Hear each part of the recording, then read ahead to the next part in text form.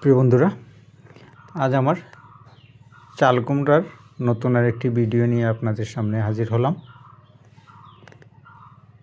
অনেকগুলো চাল কুমড়া রোপণ করা সত্ত্বেও অতিরিক্ত বৃষ্টির কারণেই সবগুলোই নষ্ট হয়ে গিয়েছে, শুধুমাত্র কয়েকটি গাছই টিকে আছে। আজ আমার এই যে গাছগুলো টিকে আছে ওইগুলোতে ফল আসতে শুরু করেছে। জানি না এই ফুলগুলা শেষ পর্যন্ত টিকবে কিনা, কারণ লাগাতার বৃষ্টি, একটা দিনও বৃষ্টি ছাড়া নেই। সব কিছু সৃষ্টিকর্তার উপর। আপনারা শুধু দোয়া আশীর্বাদ করবেন, আর আপনাদের দোয়া আশীর্বাদ ও সৃষ্টিকর্তার কৃপা থাকলে আশা করি যে কয়টি গাছ টিকে আছে ওইগুলোতেই আমার পুষিয়ে যাবে, যদি আপনাদের আশীর্বাদ, দোয়া এবং সৃষ্টিকর্তার কৃপা থাকে। দেখুন, প্রতিটি গাছেই আমার ফলন আসতে শুরু করেছে। আমি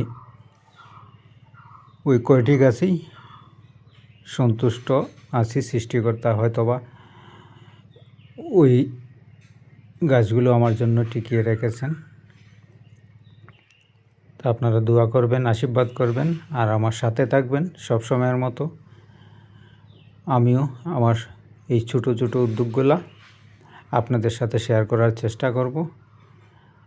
আর ফেসবুক পেজের পাশাপাশি আমার ইউটিউব চ্যানেল আমার কৃষিতে একটু ঘুরে আসবেন, আমাকে একটু আপনাদের পাশে রাখবেন। এতটুকুই আপনাদের কাছে আমার চাওয়া।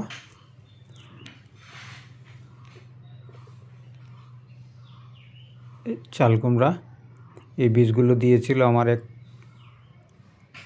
ছোটো ভাই কুমিল্লা থেকে।